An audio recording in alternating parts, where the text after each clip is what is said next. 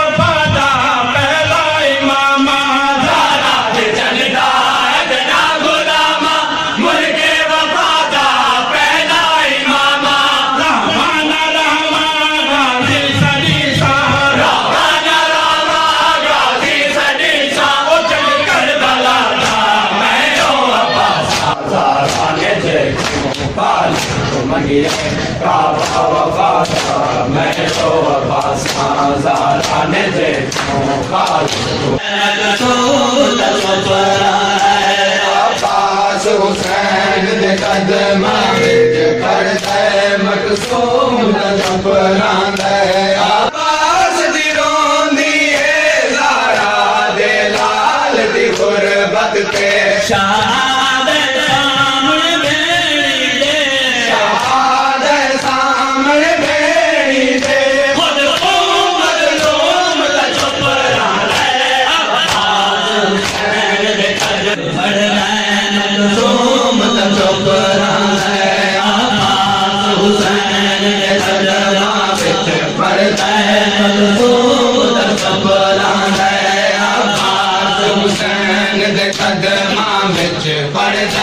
मकसूम